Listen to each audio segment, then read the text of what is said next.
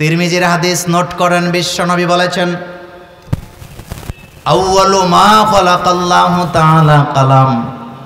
আল্লাহ সর্বপ্রথম কলমই বানাইছে, কারণ কলম দিয়ে লেখা লাগে। কলম বানায়া আল্লাহ বলছেন উক্তুব, তুমি লেখো। কলম বলছেন মা আক্তুব, আমি কি লিখবো। আল্লাহ বলছেন কিয়ামত পর্যন্ত আমার সৃষ্টি জগতে যত ঘটনা ঘটবে সব তুমি লিখে ফেলো। আল্লাহর অর্ডার পাইতে দেরি, কলম এক টানে সব লিখে দিয়েছে। যেরকম সুবহানাল্লাহ। তাহলে বোঝা গেছে লেখাটাই আমার কলেজার ভাইয়েরা। কোরআন আগে লাউহে মাহফুজে লেখা হয়েছে, তারপরে বিশ্বনবীর উপরে নাযিল হয়েছে, তারপরে বলা হয়েছে ইকরা, আপনি এবার পড়েন। মুসলিম জাতিরা পড়া ছাড়া তাদের কোনো গতি নাই। যেমন আপনি দেখেন, আপনি যদি কালিমা পড়ে মুসলমান হন, আপনাকে প্রথম অর্ডারটা আল্লাহ বলবে ইকরা, পড়ো, ইকরা পড়ো, ইকরা পড়ো, পড়ো পড়ো পড়ো। আবার আপনি যেদিন, আমি যেদিন কবরে যাব, আপনি যেদিন কবরে যাবেন, কবরের ভিতরে মৌখিক প্রশ্ন আগে হবে না, আমলনামা আগে লিখতে বলা হবে। আমি কিন্তু শেয়ার করতে আসছি। কবরে যখন আপনি যাবেন তখন কি মৌখিক প্রশ্ন আগে না লিখতে বলা হবে আগে? আগে লিখতে বলবে।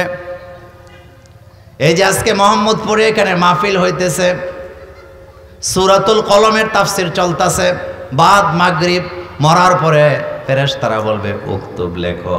তুমি দুনিয়াতে কি কি করছো সব লেখো।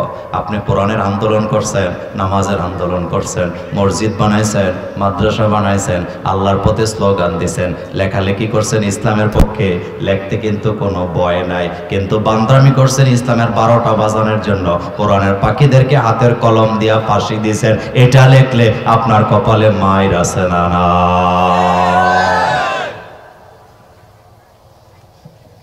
আমার কলেজার ভাইয়েরা, কলমের নামে আল্লাহ একটা কোরআনের সূরা দিলেন। কারণটা কি? কলম শব্দটা কিন্তু আরবি, তার বাংলা কি?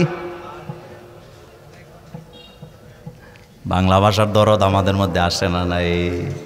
আমার ভাইয়ের রক্তে রাঙানো 21শে ফেব্রুয়ারি, কথা কন না কেন? 21শে ফেব্রুয়ারি কথাটাও ইংরেজি। কলম দিয়া লেখেন, কলমটা কিন্তু আরবি। টেবিলের মধ্যে বৈশা খান, টেবিলটা কিন্তু ইংরেজি। প্লেটের মধ্যে খান, প্লেটটা কিন্তু ইংরেজি। গ্লাসের মধ্যে পানি খান, এই গ্লাসটাও কিন্তু ইংরেজি শব্দ। তাহলে ইংরেজি গ্লাসের ভিতরে, ইংরেজি টেবিলের উপরে উর্দু পানি লইয়া লইয়া খাইতেছে, আর কয় আমি যাতে বাঙালি। তোর মাথার মধ্যে গন্ডগোল আছে। নিজেকে বাঙালি বলে বাংলা বলতে পারে না, এর চাইতে লজ্জাজনক, কলঙ্কজনক অধ্যায় মানুষের জন্য আর কিচ্ছু হতে পারে। কলম শব্দটা ইংরেজি। আদালতে যান, আদালতে যে সমস্ত শব্দগুলো ইউজ হয় 90% শব্দ উর্দু, আরবি, ফার্সি। মুসলেকা, কথা কন না কেন? মুসলেকা বুঝেন না আপনারা? আপনাদের এলাকা বিচার আচার হয় কি হয় না? অন্যায় করার পরে মুসলেকা নেয় কি নেয় না? তো মুসলেকা কি বাংলা নাকি? আমার কলিজার ভাইয়েরা, আইন, আদালত একটা শব্দ কিন্তু বাংলা না। যাই হোক, সেদিকে গেলে কথা লম্বা হবে। আজকে কথা বলতেছি কোন সূরা থেকে? জোরে কর না। কলম। আয়াত কয়টা? রুকু কয়টা? সূরাটা নাযিল হয়েছে কোথায়? মক্কায়। এই সূরাটার অনেকগুলা একাধিক শানে নজুল আছে, একাধিক। এর ভিতরে একটা শানে নজুল হলো, কুরাইশের নেতারা সিদ্ধান্ত নিলেন মুহাম্মদ সাল্লাল্লাহু আলাইহি ওয়াসাল্লামের ব্যাপারে। মুহাম্মদ সাল্লাল্লাহু আলাইহি ওয়াসাল্লাম যেভাবে কোরআন দিয়ে দাওয়াত দেয়, তার কথা তো দলে দলে লোকেরা কবুল করা শুরু করে দিছে। তার ব্যাপারে তারা সিদ্ধান্ত নিলেন 3টা। জোরে বলেন কয়টা? 1 নম্বর সিদ্ধান্ত, মুহাম্মদ সাল্লাল্লাহু আলাইহি ওয়াসাল্লামকে হত্যা করো। 2 নম্বর সিদ্ধান্ত, যদি হত্যা করতে না পারো, ব্যর্থ হও, জেলখানায় আটকায় দাও। যদি জেলেও রাখতে ব্যর্থ হও, তাকে এলাকা থেকে, দেশ থেকে তাড়ায়া দাও। কথা কি বুঝেন? একটু বলেন তো, কয়টা সিদ্ধান্ত নিছে নবীর ব্যাপারে? 1 নাম্বার, গেচাং করে দাও। 2 নাম্বার, জেলে ঢুকাও। 3 নাম্বার, তাকে দেশ থেকে বের করে দাও। আমি আপনাদের কাছে আমি আপনাদের কপালে চুমু দিয়ে জিজ্ঞেস করতে চাই, মুহাম্মদ সাল্লাল্লাহু আলাইহি ওয়াসাল্লামের ব্যাপারে কাফেরের লিডাররা যে সিদ্ধান্তগুলি নিছে, আজও বাতিল শক্তির সেই সিদ্ধান্তগুলা আমাদের কোরআনের পাখিদের বিরুদ্ধে, আলেম ওলামার বিরুদ্ধে দুনিয়াতে আছে না? না,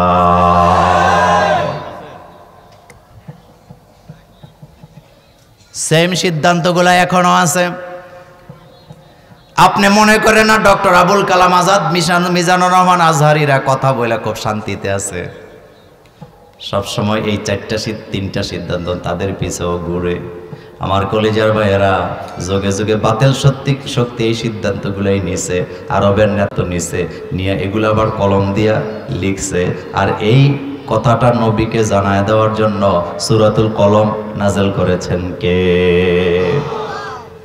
এই সূরার আরেকটা শানে নজুল হলো, আল্লাহ রাব্বুল আলামিন বিশ্ব নবীকে বলছেন, হাবিব আপনাকে তারা গালি দেয়, আপনাকে তারা পাগল বলে, আপনাকে যারা গালি দেয়, আপনাকে যারা পাগল বলে, আপনাকে যারা হত্যা করতে চায়, আপনি জেনে রাখবেন এগুলা জাতের কোনো ঠিক নাই, সবগুলা যারও সন্তান।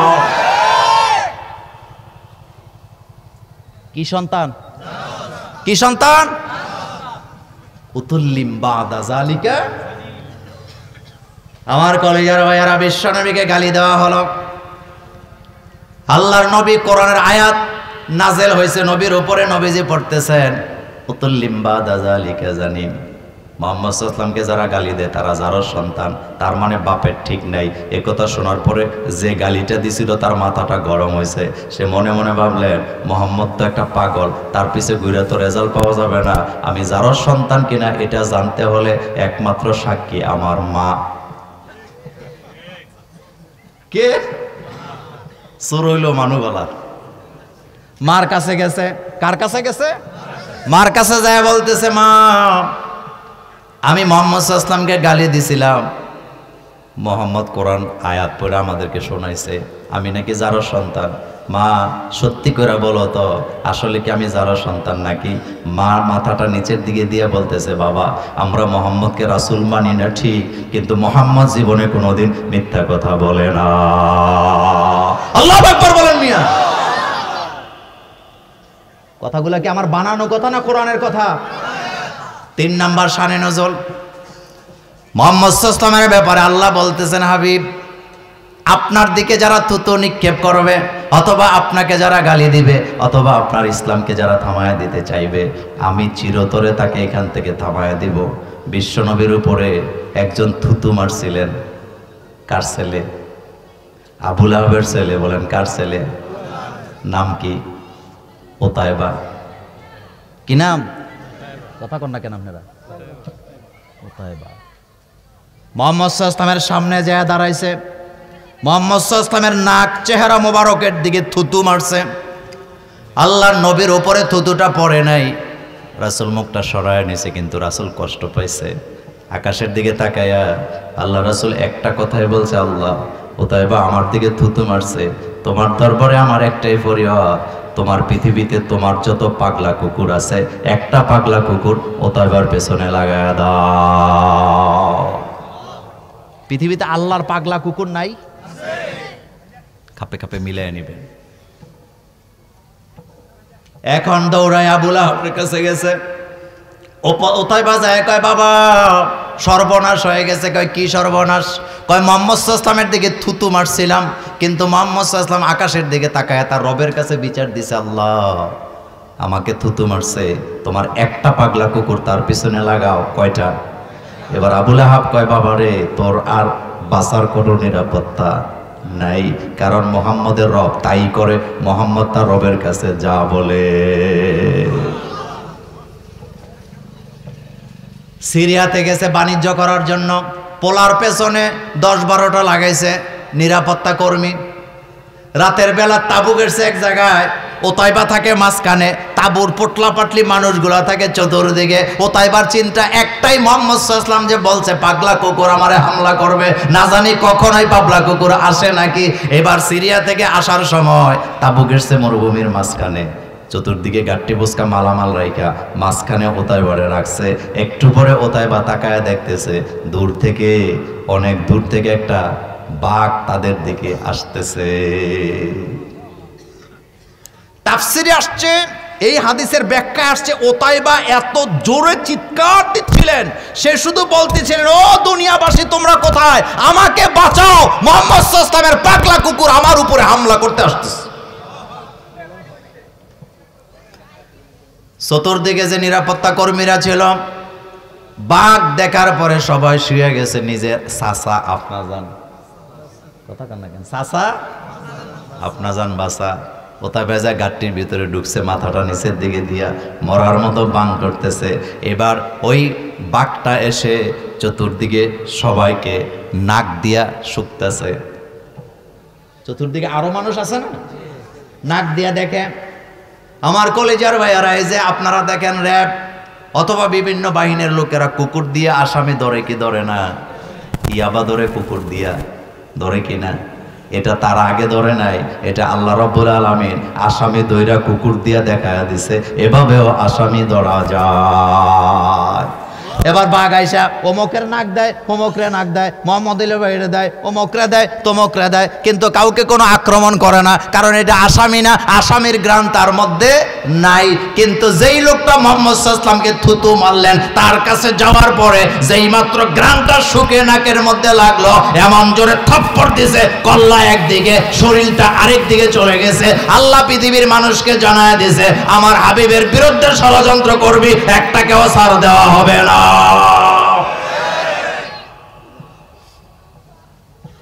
কোন সূরা থেকে কথা বলতেছি, আরো জোরে বলেন।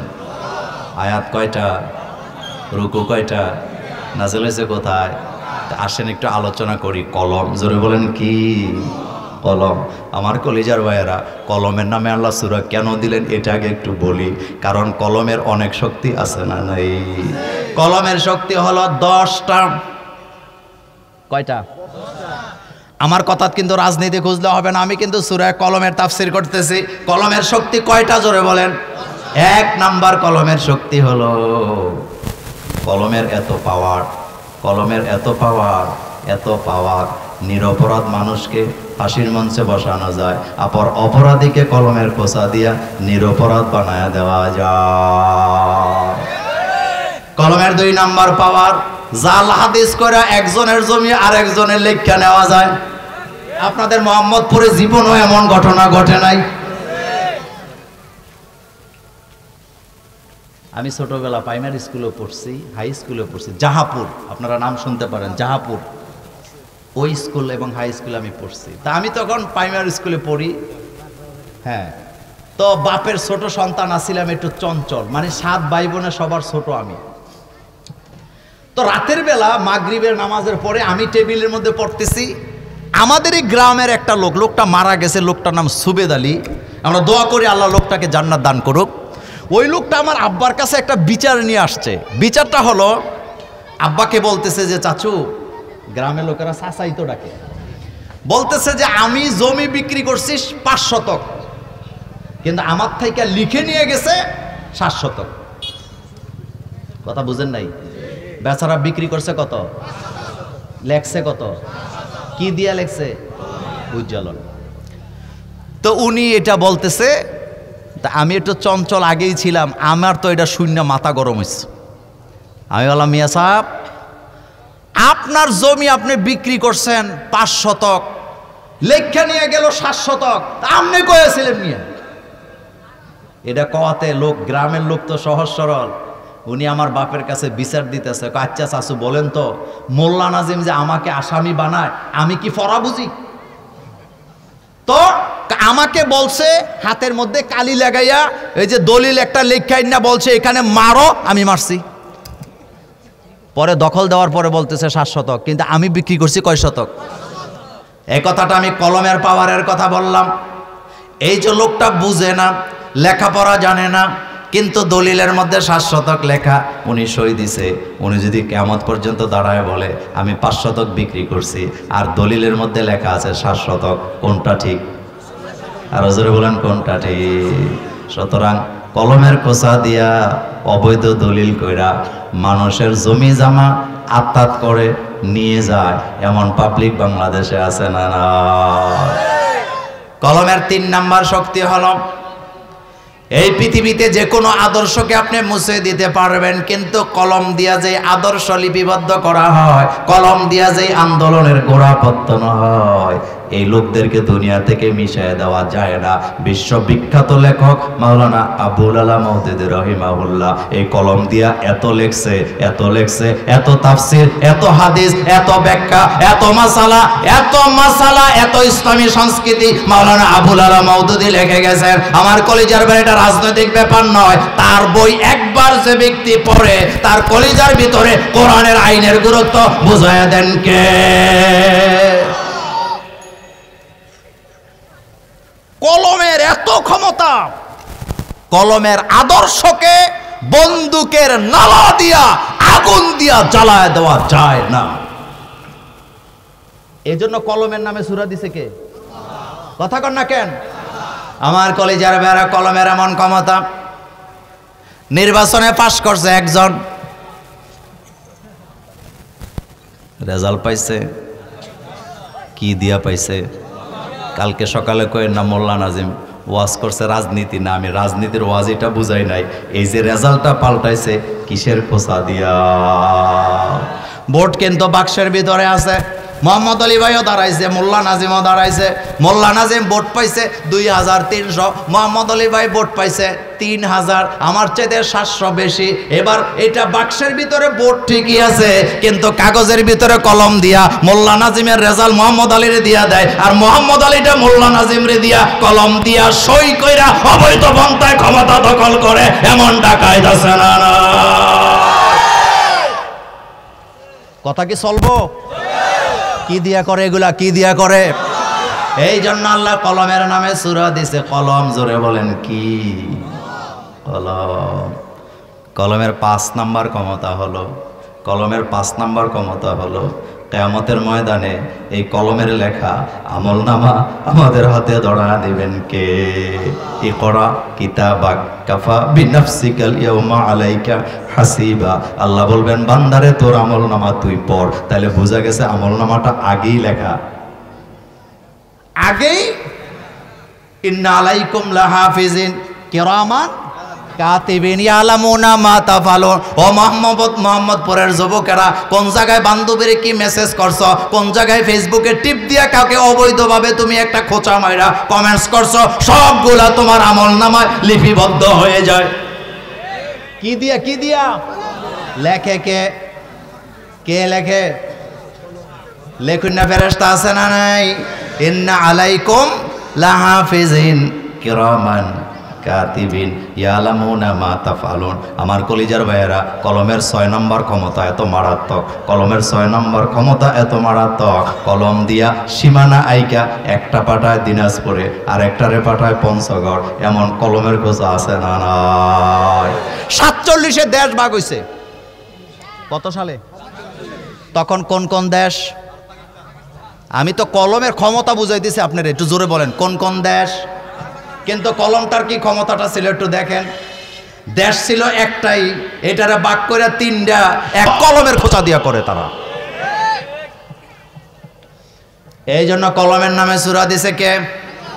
আল্লাহ পাক বলছেন নুন ওয়াল কলামি ওয়া মা ইয়াসতুরুন। কি চমৎকার কথা! নুন, এটার অর্থ আমরা জানি না। ওয়াল কালাম, ওয়াওটা কাসমিয়া। ওয়াওটা কি? কসমিয়া। কসম করতেছে কে? আল্লাহ বলতেছেন কলমের কসম। কলমের কসম করতেছেন আল্লাহ পাক। আমার কলেজার ভাইয়েরা, মিথ্যা কসম আমাদের বাংলাদেশের মহিলারা কম করে না বেশি করে? হারামও খাইছি না, হারামও গেছি না, হারামও দেখছি না, হারামও শুনছি না, হারামও বলি নাই, হারামও করি নাই, এমন হারাম হারাম বলুন না পাবলিক আছে না? না। মোহাম্মদপুর বাজারে একটা দোকান দিছে, গামছা দোকান। লাভ করছে একটা গামছা থেকে 50 টাকা। কয় টাকা? ক্রেতা বলতেছে কত লাভ করছো? হারাম একটা লাভ নাই। এই যে কথায় কথায় আপনি কসম করেন, আপনার তো খবর নাই। রাসূল করিম সাল্লাল্লাহু আলাইহি ওয়াসাল্লাম বলেছেন, যারা কথায় কথায় মিথ্যা কসম করে কিয়ামতের মাঠে আল্লাহ তাদের চেহারার দিকে তাকাবে না। বিকালবেলা শীতের দিন, উঠানের মধ্যে রোদ খাইতে বসছে। মহিলা একজন বইছে, পেছন থেকে জাল একজন বইছে। এবার এক জালে আর এক জালের মাথার মধ্যে উকুন খুলতেছে। মহিলাদের একটা স্বভাব আছে, দুইজন একসাথে হইলে আরেকজনের মাথার মধ্যে গেলে হাতাহাতি করে উকুন খোলার জন্য, আরেকজন দিয়া রাখে। এবার উকুন খুলতে যাইয়া পেছন থেকে কয় ভাবি একটা কথা শুনছনি? কয় কি কথা? কয় তোমার বড় জালে তো এই করছে। এই শুরু হয়ে গেছে এখন বড় জালের বিরুদ্ধে। কইতে কইতে কইতে কইতে মাথা অর্ধেক উকুন খালি হয়ে গেছে, কথা এখনো শেষ হয় নাই। কওয়ার পরে লাস্টে দেখো আল্লাহর দোয়ায় ভাবি কারো কাছে কিন্তু কইেন না। এবার ভাবিয়ে কয় আমাদের এমন খাইচ্ছত নাই, হারাম ওইগুলো আমরা করি না। পরের দিন সকালবেলা বড় ভাবি ডাকিয়া কয় তোর লগে কথা আছে, এদিকে আয়। কয় কি কথা? কয় কালকে অমুকের কাছে কি কইছত। এগুলা গ্রামে ঘটে না? এবার হেবেডি আমি তো কিছু কই নাই। কয় কি কস নাই? কয় আমি হারামও কই নাই। হারামও কস নাই কারণ কি আমি শুনলাম অমুকের কাছে আমার বিরুদ্ধে এমন এমন কথা বলছ। কয় হারামও কইছি না, আসলে কিন্তু বলছে। এমন মিথ্যা কসম করার মহিলা বাংলাদেশে আছে না? না, আল্লাহর কসম আর মানুষের কসমের মধ্যে পার্থক্য আছে। বান্দা একমাত্র কসম করতে পারে আল্লাহর নামে, আল্লাহ ছাড়া কারো নামে কসম করা এটা শিরক, এটা শিরক, এটা শিরক। কিন্তু বাংলাদেশে কিছু বক্তাও দেই মাঝে মাঝে কোরআনের কসম করে, মসজিদের কসম করে, কাবার কসম করে, মদিনার কসম করে। আল্লাহ ছাড়া একটা কসমও সঠিক নয়, সবগুলাতে শিরিক। এক কথায় বলে দেই, মসজিদের নামে কসম করা শিরিক, মাজারের নামে কসম করা শিরিক, ছেলেদের মাথা ধরে কসম করা শিরিক, সন্তানের মাথা ধরে কসম করা শিরিক, মদিনার নামে কসম করা শিরিক, মক্কার নামে কসম করা শিরিক, চাঁদের নামে কসম করা শিরিক। কসম করতে হয় শুধুমাত্র আল্লাহর নামে। আর আল্লাহ কসম করেন ওই বস্তুর নামে যেই বস্তুর বিষয়, যেই বস্তুর গুরুত্ব আল্লাহ বান্দাকে বুঝাইতে চায়। সুবহানাল্লাহ বলবেন না? তাহলে এখানে আল্লাহ কসম করতেছে কিসের? কলমের। তার মানে আল্লাহ কলমের গুরুত্বটা আমাকে আপনাকে বুঝাইতে চায়। এই জন্য আল্লাহ বলছেন অল কলামি ওয়া মা ইয়াসতুরুন। এরপরে বলছে আমি কসম করতেছি কলম দিয়া যেই জিনিস লিপিবদ্ধ করা হয়। তাহলে আল্লাহ বলতেছে আমি কসম করতেছি কলমের, আমি কসম করতেছি লেখার। কসম এখানে কয়টা? একটা হলো আমি কলমের কসম করলাম, আরেকটা হলো যা তারা লিখছে সেটার কসমও করলাম। তো এখন প্রশ্ন আছে লিখছেটা কি? প্রশ্ন আপনাদের মনে আসে কিনা? লিখছেটা কি? লিখাগুলোর মধ্যে গদবাদা কিছু কথা বলে দেওয়া যায়। এক নম্বরে লিখছে মুহাম্মদ সাল্লাল্লাহু আলাইহি ওয়াসাল্লামকে হত্যা করো। 2 নম্বর লিখছে মুহাম্মদ সাল্লাল্লাহু আলাইহি ওয়াসাল্লাম একজন পাগল, নাউজুবিল্লাহ বাজ্জে কইেন। 3 নম্বরে লিখছে মুহাম্মদ সাল্লাল্লাহু আলাইহি ওয়াসাল্লাম যে কোরআন তোমাদেরকে শোনায়, এই কোরআন তোমরা শুনবা না, কোরআনের কাছেও যাবা না, এগুলা জাদুকরের কালাম। এইভাবে করে তারা 24টা কথা লিখছে। বলেন কয়টা? আমার কলেজের ভাইয়েরা প্রথম কথাটা তারা লিখছে। প্রথম কি লিখছে? মুহাম্মদকে হত্যা করো। ঘোষণা দেওয়া হলো মুহাম্মদ সাল্লাল্লাহু আলাইহি ওয়াসাল্লামকে যারা হত্যা করতে পারবে তাদেরকে 100 লাল ওট দেওয়া হবে। নেঙ্গা তরবারি নিয়ে ওমর রওনা দিয়েছেন মুহাম্মদ সাল্লাল্লাহু আলাইহি ওয়াসাল্লামকে হত্যা করার জন্য। পারেন নাই।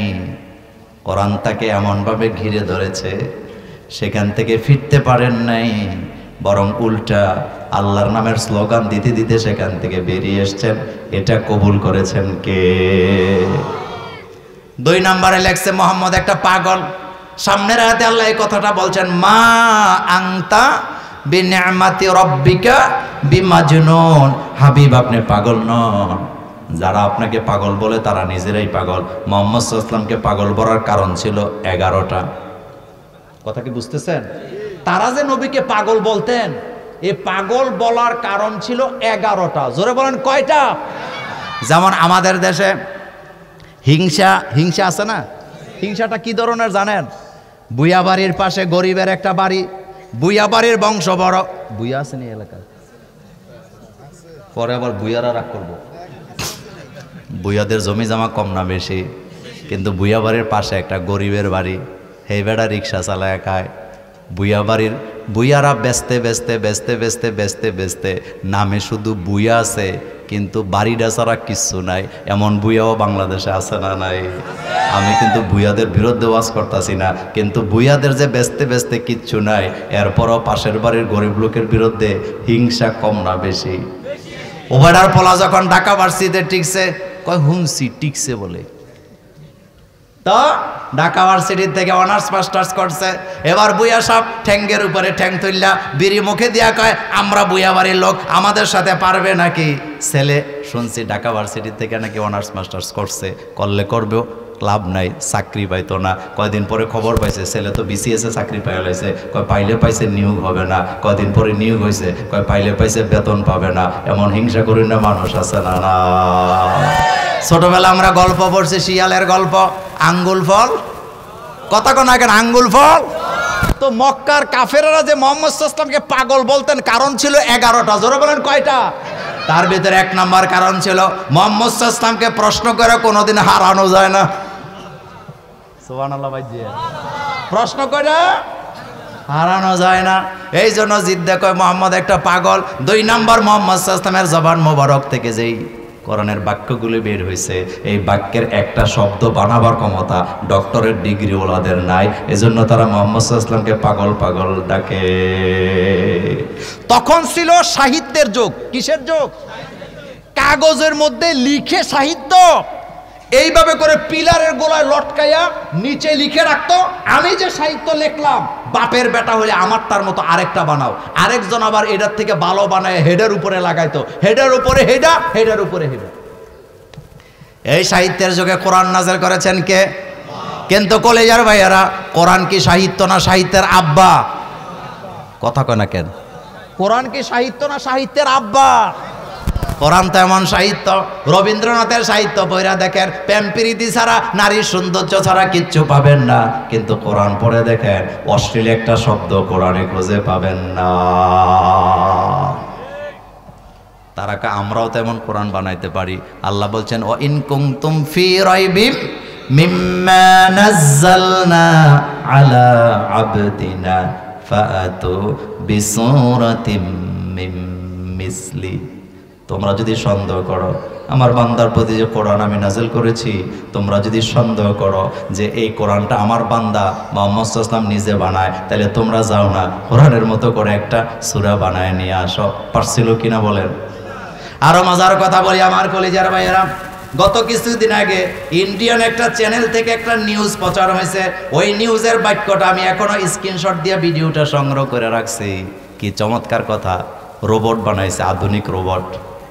কি বানাইছে? রোবটে তো কথাও কয়, রোবট কিন্তু চলাফেরাও করে, রোবট এখন চাও বানায় দেয়, রোবট এখন খাবার আজ্ঞা দেয়। অত্যাধুনিক রোবট বানাইয়া রোবটের সামনে যাইয়া তারা প্রশ্ন করলেন ওই রোবটটাকে, ও রোবট, সব কিছুর পিউরিটি তুমি বলতে পারো, সব কিছুর তত্ত্ব নির্ভর কথা তুমি বলে দিতে পারো, আচ্ছা বলো তো কোরআন এটা কি মোহাম্মদের বানানো নাকি কোরআন অন্য কেউ লিখছে? এবার রোবট জবাব দিছে, কোরআন এটা মানুষের বানানো হতেই পারে না, কোরআন এটা রবের পক্ষ থেকে এসেছে। সৃষ্টিকর্তা শব্দটা বলেছেন, রোবট বলেছেন কোরআন মানুষের বানানো শব্দ হতেই পারে না, এটা সৃষ্টিকর্তার কালাম। সুবহানাল্লাহ, বাইজে কই না কাজটা। রোবটকে এবার বলতেছে, ও রোবট, এই কোরআনের ভিতরে কোনো মিথ্যা কথা আছে নাকি? রোবট একটা কথার জবাবই দিছে, স্বার্থের জন্য পৃথিবীর মানুষ মিথ্যা কথা বলে, কিন্তু কোরআন যার কালাম তিনার কোনো স্বার্থ নাই, সুতরাং এই কালামের ভিতরে কোনো মিথ্যা কথা না। আরো আস্তে সুবহানাল্লাহ। কোরআন কি কিতাব আমার ভাইয়েরা। কয়েকদিন আগে চান্দিনাতে আমি একটা বাচ্চা ছেলেকে পাগড়ি পরাচ্ছিলাম। এত ছোট বাচ্চা, বাচ্চাটার মাথার মধ্যে পাগড়িটা জায়গা হয় না। চান্দিনা না মনে হয় আপনাদের দেবিদ্বারের কোনো একটা জায়গায়, আমার মনে নেই এখন। এই বাচ্চাটার বুকটাকে আমি এভাবে করে মাপলাম, মাইপা দেখলাম আধা তো বুকটা হয় না, এত ছোট বাচ্চা অথচ 30 পারা কোরআনের হাফেজ। আমি সামনের লোকদেরকে বললাম, আপনারাই বলেন, এত ছোট বাচ্চা 30 পারা কোরআনের হাফেজ, এই বুকের ভিতরে পুরো কোরআন যে আল্লাহ জামায়া দিলেন, এটাই হলো কোরআনের মুজিজা। কিসের মুজিজা? কোরআন বোঝে না যারা অশ্লীলতা ছড়ায় তারা। আমরা মোল্লারা জীবনে অশ্লীলতার পক্ষে কথা বলি না, কিন্তু ইদানিং তো আবার বাইরে হচ্ছে আমার কলেজার ভাইয়েরা, বাংলাদেশে একটা সুযোগ পাইয়া শিক্ষিতরা নেতা হইতে চায় না, এমপি হইতে চায় না, মন্ত্রী হইতে চায় না। এই জন্য এখন নায়ক নায়িকারা টুপি পইরা বোরকা পইরা বাড়িতে বাড়িতে যাইয়া ভোট চাইয়া সংসদ সদস্য হয়। এই প্রতিযোগিতা আছে না?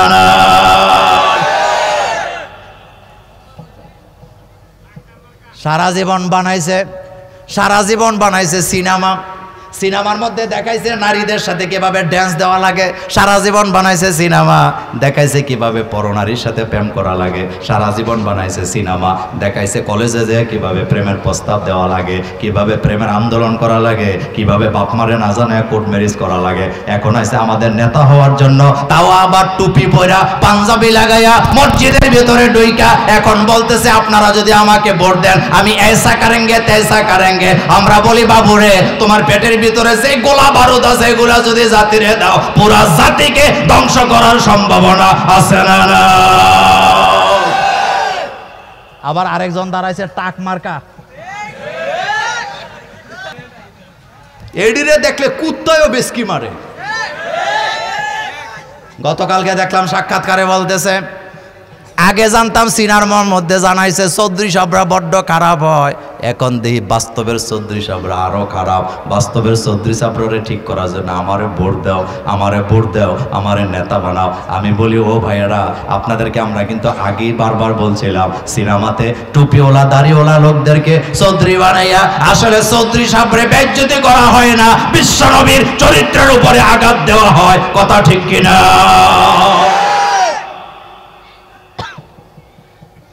আমার নবীকে যারা গালি দেয় তারা যারা সন্তান, এটা মোল্লার কথা না আল্লাহর কথা? কলমের ক্ষমতা কম না বেশি? সে আল্লাহ পাক বলছেন, অল কলামি, কলমের কসম, অমা ইয়াস্তুরুন, কলম দিয়ে যে লেখা হয় সেই লেখার কসম। তাহলে মুহাম্মদ সাল্লাল্লাহু আলাইহি ওয়াসাল্লামকে তারা পাগল বলে কয় কারণে? আরো জোরে বলেন, কয় কারণ? তার ভিতরে 4 নম্বর কারণ হলো, তারা দেখলেন মুহাম্মদ সাল্লাল্লাহু আলাইহি ওয়াসাল্লাম যা বলে মানুষ তাই মনে রাখতে পারে, কিন্তু তাদের সাহিত্য কেউ মনে রাখতে পারে না। যেমন বাংলাদেশে কত কবির কত সাহিত্য আছে, কবিতা আছে, 100 বছর চেষ্টা করলেও আপনি একটানে মুখস্থ করতে পারবেন না। কিন্তু মুহাম্মদ সাল্লাল্লাহু আলাইহি ওয়াসাল্লামের জবানের মোবারক থেকে যেই কোরআন আমাদের উপরে নাযিল হয়েছে, সারা পৃথিবীতে বর্তমানে হাফেজে কোরআনের সংখ্যা 6.5 কোটির উপরে। আল্লাহু আকবার! এই পৃথিবীতে বর্তমানে হাফেজে কোরআনের সংখ্যা 6.5 কোটি ছাড়াই গেছে। মুহাম্মদ সাল্লাল্লাহু আলাইহি ওয়াসাল্লাম যেই বছর দুনিয়া থেকে বিদায় নিয়েছেন, সেই বছর 3 বার জিবরাইল আমিনকে রাসূল সাল্লাল্লাহু আলাইহি ওয়াসাল্লাম কোরআন শোনাইছে। সেই কোরআনের তেলাওয়াত আমাদের বাড়িতে বাড়িতে ঘরে ঘরে আছে না নাই? কথা বলেন, আছে না নাই? তারা তো এমনি এমনি পাগল বলে নাই, পাগল বলছে মূলত না পাইরা। মুহাম্মদ সাল্লাল্লাহু আলাইহি ওয়াসাল্লামের সাথে কোনো ক্রমেই পারে না, শিক্ষায়, দীক্ষায়, আদর্শে, বক্তৃতায়, চরিত্রে, ইবাদতে, আল্লাহর প্রিয় হওয়ার ক্ষেত্রে কোনো দিক দিয়ে যখন পারে না, তখন কয় মুহাম্মদ সাল্লাল্লাহু আলাইহি ওয়াসাল্লাম একটা পাগল।